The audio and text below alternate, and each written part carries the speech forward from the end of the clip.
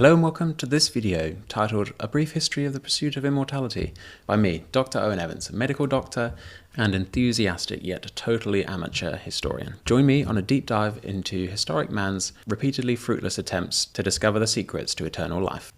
Death stinks, life rocks, so it is, so it was, so hopefully it shall remain. Nowadays the search for extremely long life or even immortality is most enthusiastically taken up by Silicon Valley technologists and scientists such as these. On the left, Peter Thiel, in the middle, Peter Diamandis, and to the right, Aubrey de Grey, who is credited with first coining the term longevity escape velocity, which draws on an analogy with rocketry, in which sufficient momentum or thrust must be achieved to drive a rocket out of Earth's gravitational pull. By drawing this comparison, he suggests that our route to extreme longevity is simple.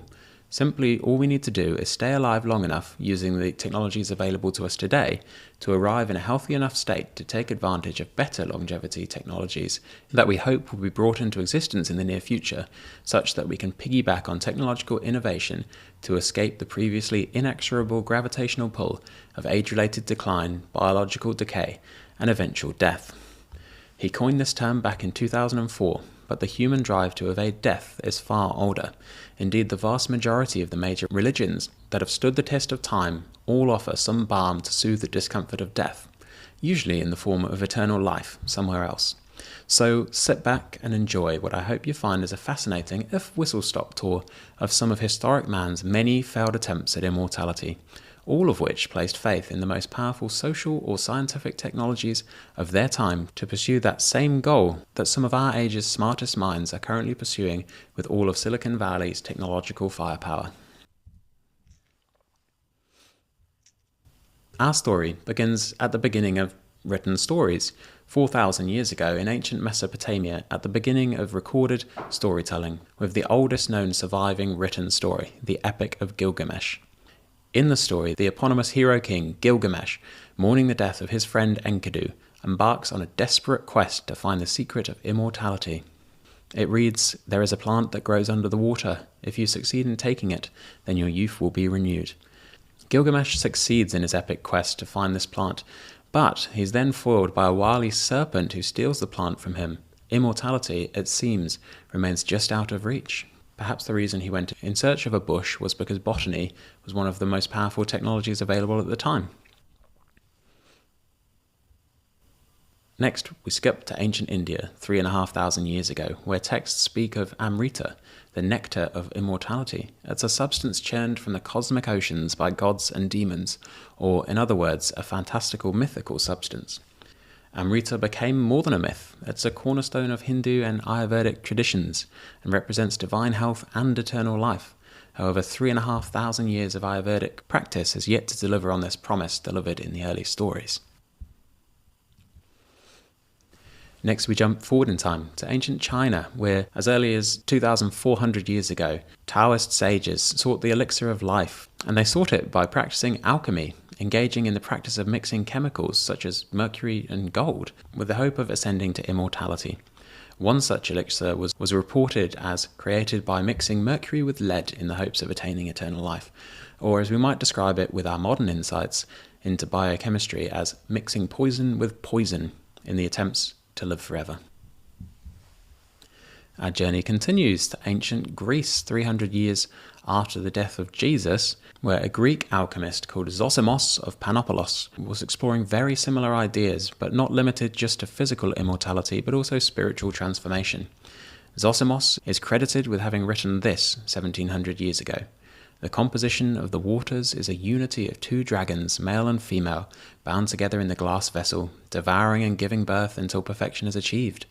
Thus is the elixir of life born." Surely these Greeks were heavily influenced by the Chinese, as the ideas contained in Zosimos' writings sound eerily reminiscent of the Eastern concepts of yin and yang. Zosimos and his symbolic alchemy laid the foundations for later European and Islamic ideas of the philosopher's stone and the elixir of life. Next, we move to the Islamic Golden Age. Around the 8th century AD, in the Islamic world, polymaths were springing up everywhere.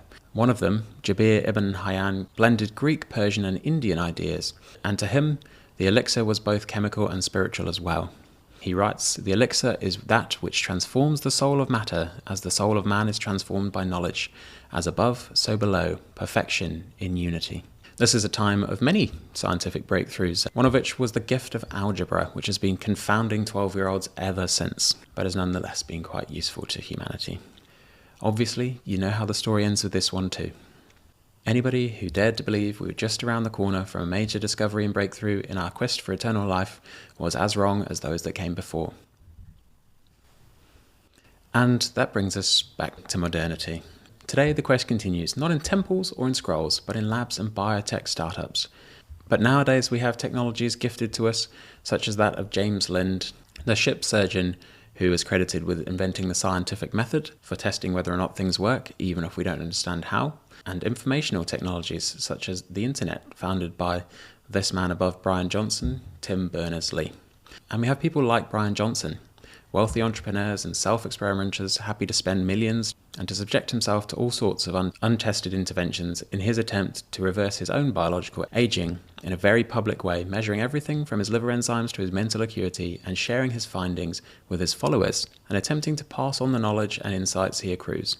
Essentially playing out an N-of-1 pilot study of trialling any and all reasonably credible, and maybe some that aren't, anti-aging ideas and concepts to a live audience who can choose which aspects of his life they want to implement into their own. So, whilst not all madmen turn out to be visionaries, and not all of those that go in search of the truth find it, our current longevity champions are armed with insights unavailable to their ancient forebears, including invaluable invention of the scientific method. And they carry the same torch lit by the author of Gilgamesh, the same hope sung in the Vedas, and the same longing poured into every batch of ancient elixir. But the question remains, what will they find, and how long will it take? That's all for today's video. Thank you so much for watching, and if you enjoyed coming along for the ride, please consider liking and subscribing, and I hope to see you in the next one.